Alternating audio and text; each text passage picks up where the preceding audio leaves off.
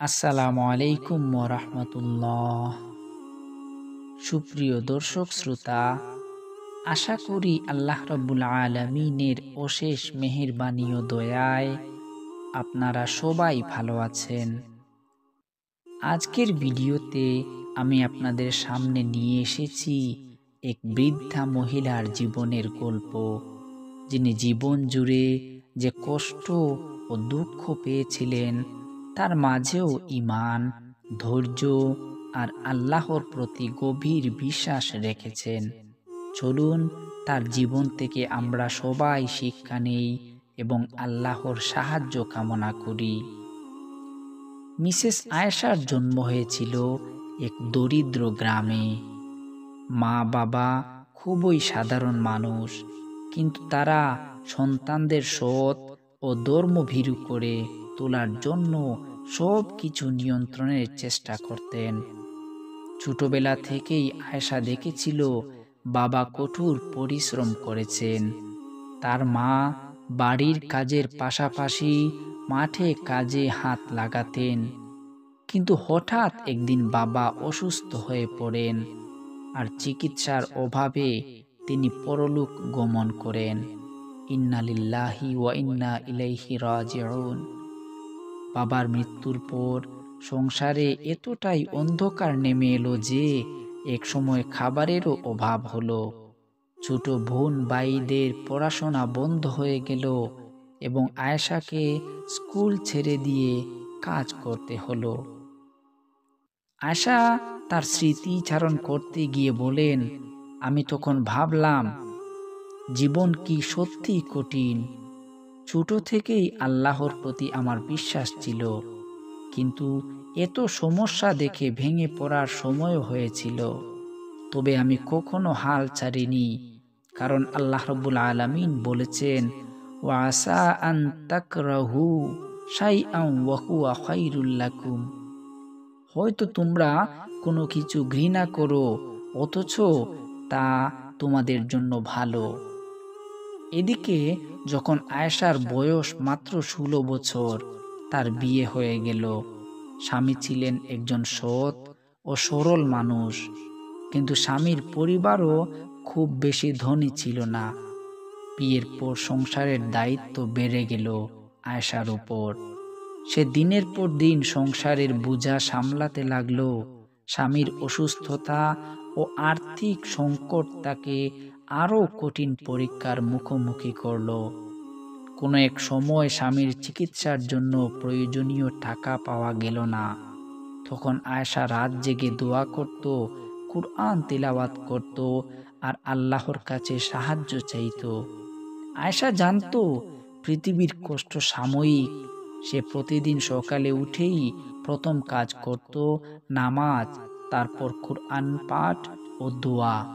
সে বিশেষভাবে পড়ত, রব্বানা লা তুজিগ কুলুবানা বা'দা ইদ হাদাইতানা ওয়া হাব লানা মিন লাদুনকা রাহমাহ ইন্নাকা আনতাল ওয়াহ্হাব।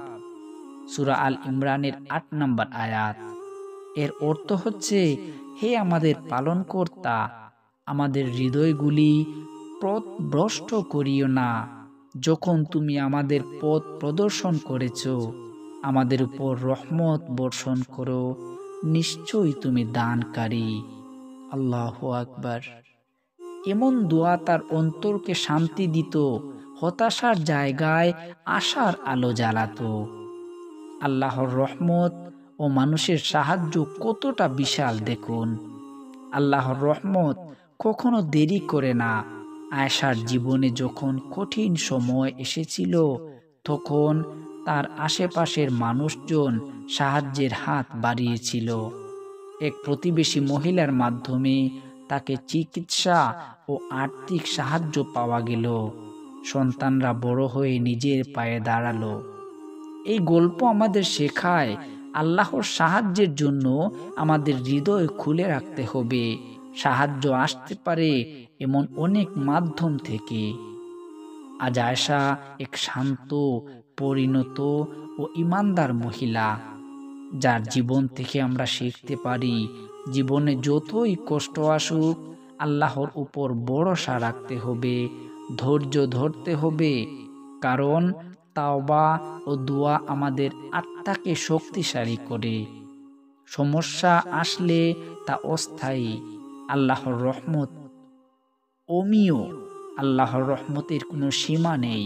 আল্লাহ রাব্বুল আলামিন যে কোনো সময় তার রহমত পাঠিয়ে দিয়ে আমাদের জীবন উজালা করে দিতে পারেন। এই গল্প থেকে আমাদের শিক্ষা নেওয়া উচিত, কখনোই যেন ক্লান্ত না হই, কখনোই যেন ধৈর্য না হারাই, আল্লাহর উপর ভরসা রাখি। সাগরের অতল গভীরেও আল্লাহ রাব্বুল আলামিন তার দয়ার সাহায্যের হাত আমাদের জন্য বাড়াতে পারেন।